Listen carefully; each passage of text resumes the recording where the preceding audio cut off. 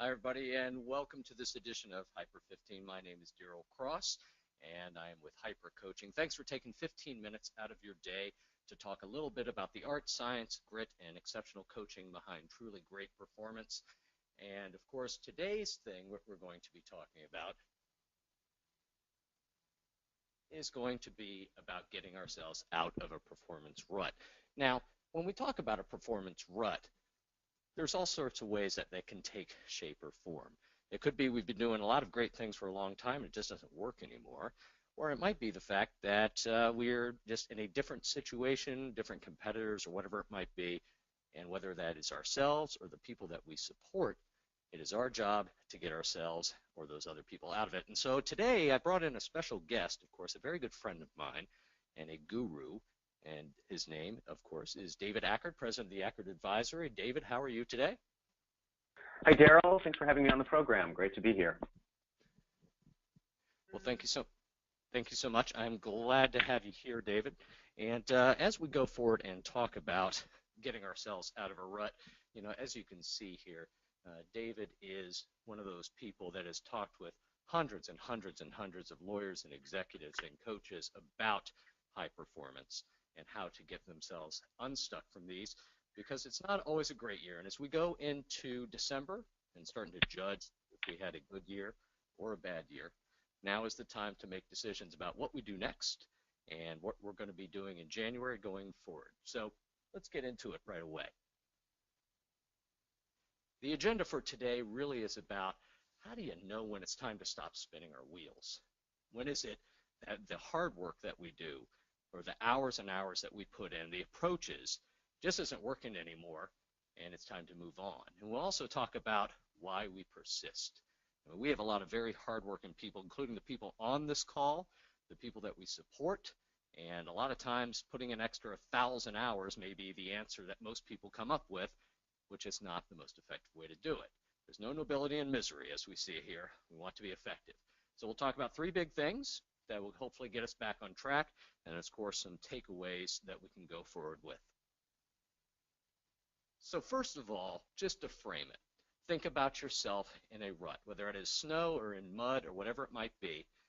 A lot of us are hardwired, and think about some of the people that we work with, type A personalities, highly educated, hardworking. Their first instinct, they've been taught to work alone and just work hard all the time. And they will keep spinning that wheel and pushing that accelerator over and over and over again, digging bigger and bigger ruts. And it makes it very hard for us to help them get out of it because they keep digging themselves more into it. So this is a pretty common thing with performers, no matter what it is. And we see people, when they do get out of it, it's because they do things like a simple solution. Have you tried this? Putting the kitty litter down or tying a board to the tire. Or maybe going a little bit on the technology side and going out and buying something that you keep in the back, that whatever this kind of trick or tactic might be, but it might be specific to that issue alone. Or it comes out to being that mainly you just need a push every now and then. You need an outside person to help you give a push out of that rut. And it's going to be a little messy getting out of there. No one's going to come out clean, but we need to get the momentum built up. We need to get going again. So one thing I want to talk about a little bit is this book that I saw. It was a great article in Psychology Today about why we persist, the art of quitting. And some of you may have read this already, but you can see on the screen there, why do people persist? Well, first of all, probably stubborn, a lot of them, but sunk costs, pipe dreams, wish lists, intermittent rewards. David, you probably see this quite a bit. People that have invested so much in their approaches or what they would like to do that it makes it just almost a badge of honor not to quit, right? Well, absolutely. I think, Darryl, the kinds of people that you and I work with, they are certainly high achievers, and they are people who are going to continue to apply the faculties that they've used in the past to whatever problem may be persisting. But I think the thing that is somewhat counterintuitive when it comes to getting out of a rut is that we forget that to apply the same solution over and over again to a problem that is persisting is just sort of madness. A rut is the cue to trigger a new approach, something that's probably not already occurred to us, or we would have done it and we would have gotten out of the rut, or applying, as you say, some outside force that will help us move along. And without that insight, this is why I'm glad you're doing this program today for the people who are dialing in, we're likely to go right back into, yes, but I've already put so much into this. I have this sunk cost, and I want this thing so badly, so I'm just going to power through a little bit harder. And I know someday it's going to work out. We tell ourselves these stories by way of consolation, but really all they do is just persist the rut. Yeah, and so some of these things that you see on here, for example, the intermittent reinforcement. The fact is that a deal comes in, a new matter comes in, whatever it might be, and it kind of says, oh, well, I guess everything's fine now. And it kind of makes us think that we broke out of the rut when it might have just been luck or whatever, but I guess we get rewarded just enough to still stick with it. I mean, have you run into that from time to time? Yeah, absolutely. And I think, anybody who's on your program today can probably think of someone who fits this model where it's not laziness, right? They are people who are very driven, but they're probably just good at something other than the thing where they're stuck in the rut. I work a lot with, as you know, law firms and specifically in the area of business development. We have a lot of very competent lawyers that we work with. They just don't happen to be great at business development. Some of them are okay at it, but in many cases, they'll just find themselves in the rut because they don't have the skill set, they don't have the acumen, they don't have the ability to leap past an obstacle that would not challenge others who are sort of born with that gift of rainmaking. Yeah, so as we go forward here and talking about this, I always say this high performance, when you see it across all different domains and industries, whether it's business development or being in court for the first time or performing on a soccer field, whatever it is, it's a balance of art, science, and grit. But when something's no longer working, it's time for reflection and possibly change. And, David, I know you do a lot of work not only with the counseling and the coaching side of it, but also building tools to make sure that people do this. And let me switch this over to you. Maybe you can show us some of the tools that you use and talk a little bit about what things you look for. Sure, sounds good. So, this technology is just another way, and I'm sure your listeners have many other tools that they can use to get this kind of an insight. But what I just wanted to show you is that when you have tools that are tracking your lawyer's performance, you can see very quickly, okay, Jamal here has the lowest score out of all of the performance scores of everybody else who's using this particular tool. And you can even see that his line, which is represented by the black line, this is clearly somebody who's in a rut. This is somebody who is flatlined in terms of their business development activity. And if you just go to his tiles, these are the various pursuits that he's engaged in, you can see what's going on. 5 out of 6 of the people that he's identified as his priority clients have gone red, which means they're overdue. His score is low. So I just wanted to take a moment and point out that when you're using technology to track people's performance, it can give you an early indicator that someone is about to find themselves stuck in a rut for a long period of time. Sometimes it takes us months, sometimes even years to identify, oh, you know what? This person keeps saying the right things, but they're not doing the right things. And now they've lost credibility with us, and this has turned into, lip service. That can happen quite often with business development. So the encouragement here is to use technology to be able to see those indicators early on so that you don't find yourself dealing with, the news much later than you wish you'd seen it. So let's talk about those 3 big things that we need to get in mind if we're going to make it. We see what's going on. So the 3 big things, David, to recommend to people. I talked to you a little bit about this before the broadcast, but seek advice and seek insight and advice from a mentor. Identify incremental steps to the ideal state. Talk to a coach. It's their job to make you better. Can we talk through those a little bit? Like number 1, the mentors. Sure. Actually, if you'll just flip back to the prior slide for a moment, Darryl, many of the people on the call will find themselves in a role where they have to help the people that they're working with.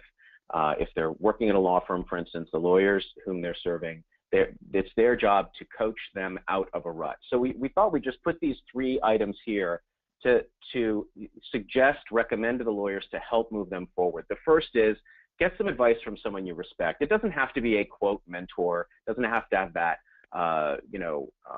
formal title. Sometimes just going down the hall and talking to a colleague who seems to have this figured out, and just taking them out to lunch, asking them some questions. What's your approach? You don't have to be you don't have to set yourself up for a scenario where you might feel embarrassed or might feel like you've lost your dignity because suddenly you're positioning yourself as someone who hasn't got all the answers. But what a mentor or an advisor can do is they can establish a precedent of, yes, this is possible, and I can provide some experiential examples, not just concepts, right? It's one thing to say, you should do this. This is the common advice or the common sense. If it was that simple, they would have already done it. But if you can have them talk through their experience of how they overcame this obstacle, that can often be a much more effective way of disseminating the information to the person who's stuck in a rut. You also find that that mentor or that advisor becomes something of an investor. They're now emotionally invested in the other person's success. They'll look out for them, and they'll hopefully try to help them along. The second one here we talked about is, oh, go ahead, Darryl. I was just going to say, and part of it is not just looking too far over the horizon, but these incremental ways. That's right, incremental ways. So the notion behind incremental is that it's very easy, especially when we're in a rut, to just keep powering forward, powering through. But that's not necessarily going to help us gain ground. And one of the smartest ways I know to identify goals to achieve and go after is to make sure that they're tied to your vision or what it is that you're ultimately trying to achieve. So take a moment and just figure out, what is your one-year goal, okay? Now let's assume it's December 2017 and you've had a really good year. What is going on? What are the conditions or the circumstances that are in place?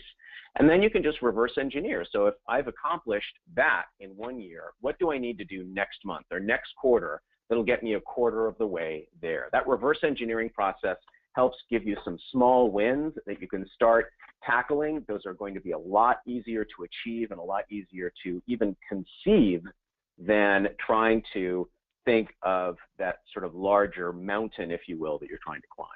Yeah, and a coach can actually serve to help them that way, because sometimes they look, well, next year I want to do this, where they should be looking maybe a little shorter or just helping get around those excuses too. Yeah, well, obviously this is sort of a self-serving concept for you and I to be talking about, but I do think it's important to recognize that a coach is a good sort of third stage to jump to. If the first two haven't worked, then consider that you need to get somebody in there who is going to be immune to the excuses of your person who's stuck in a rut. Someone who's not going to sort of say, all right, well, you're right, just keep at it, attaboy. But someone who's actually going to have a straight conversation about, okay, what's not working? What are you going to do about it? By when? You are accountable to me. And if you don't accomplish this, we're going to have an even more direct conversation about that. Sometimes it takes that, as you call it, Darryl, push, with that earlier image of pushing the car out of the rut, to kind of get the objective input, that sort of harder kind of enforcer, if you will, to move someone in the right direction and sort of advocate on their behalf.